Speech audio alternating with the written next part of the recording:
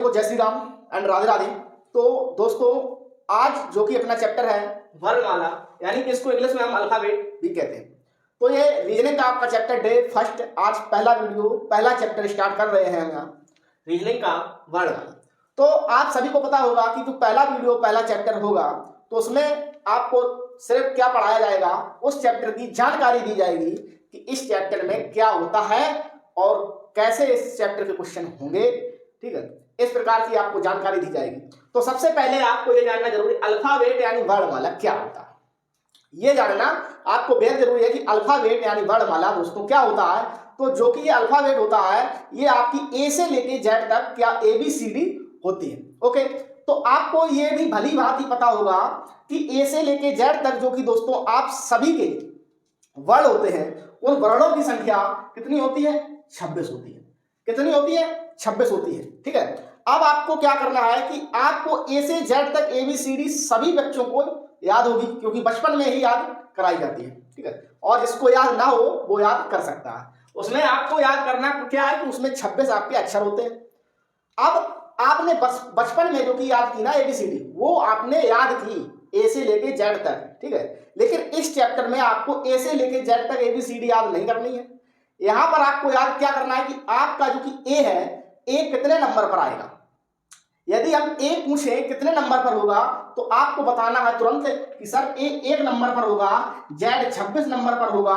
ठीक है, और जे कितने पर होगा? जे 10 पर होगा, ओ 15 पर होगा। इस प्रकार से आपको यानी कि बताना है कि आपके कौन सा नंबर कितने, यानी कौन सा वर्ड कितने नंबर पर होगा।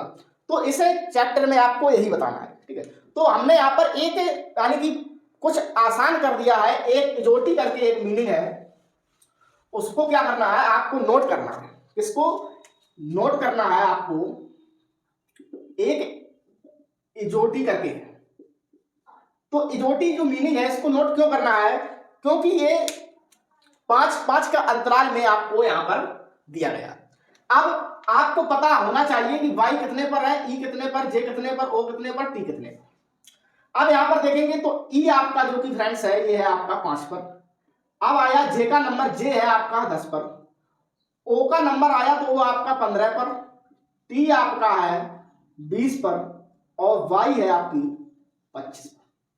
अब यहां से क्या आपको देखना है कि ये आपकी इजोटी यानी 5, 10, 15, 20, 25 आपकी जो कि वर्णमाला है टोटल 26 अक्षरों की है।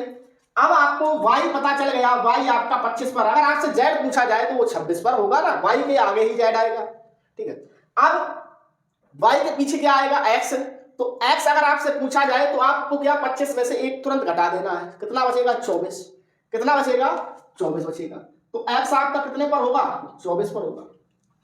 इस प्रकार से आपको सारी वर्णमाला याद कर लेनी है कि ए 1 पर है, बी 2 पर है, सी 3 पर है, डी 4 पर है ना, ई 5 पर है। इस प्रकार से आपको ए से जेड तक सभी अक्षरों को अच्छे से पकड़ लेना है। ठीक है, अब आपको यहाँ पर एक बात हम आपको बता दें, जो कि आपकी अंग्रेजी है ना, अंग्रेजी वर्णमाला जो कि आपकी दोस्तों है, ये 2 भागों में विभाजित है, यानी 2 भागों में बटी हुई है ना। तो यहां पर देखिएगा, अंग्रेजी वर्णमाला आपके 2 भागों में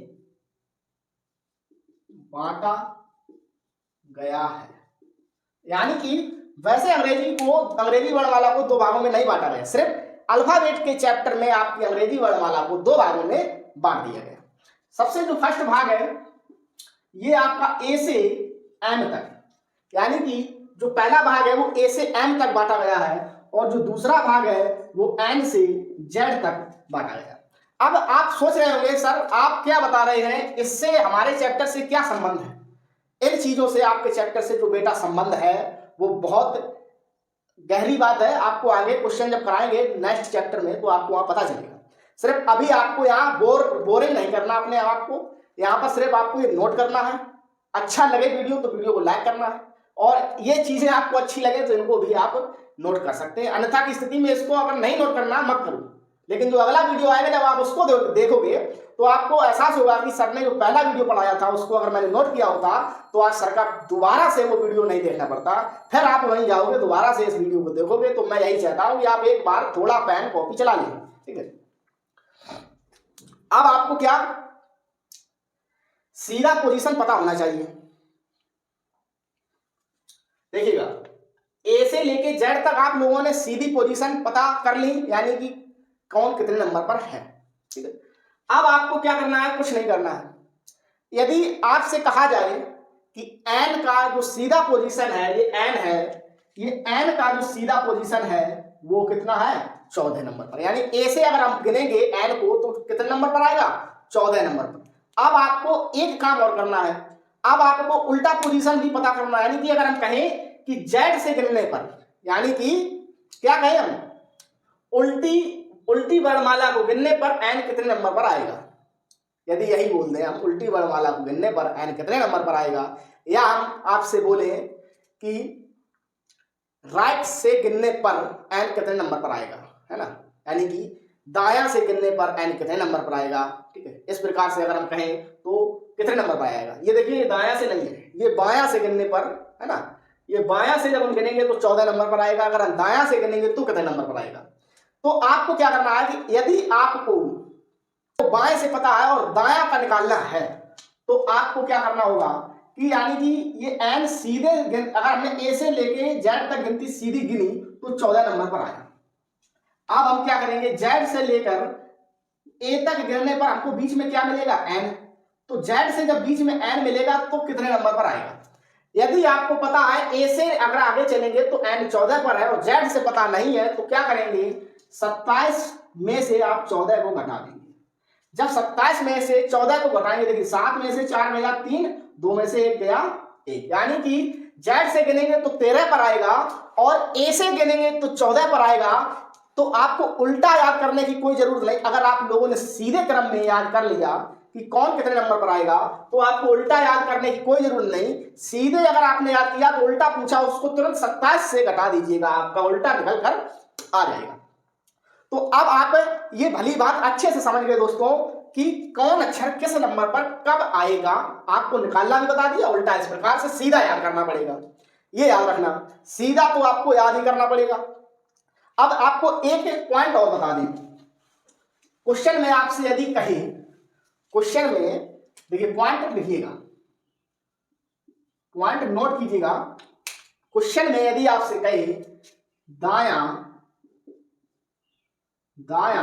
प्लस दायां बराबर क्या होगा, ठीक है। अब यही आपसे कहे बायां प्लस दायां बराबर, या आपसे कहे बायां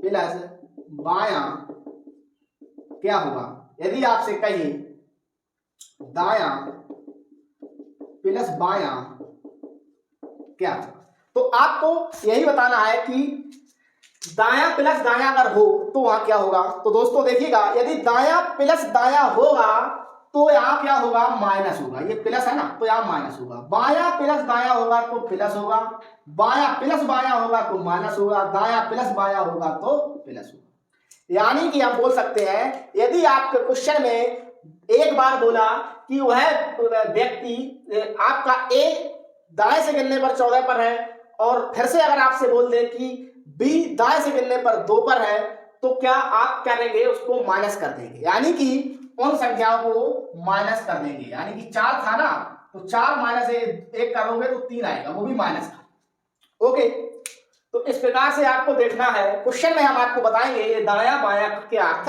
आएगा। तो दोस्तों जय हिंद।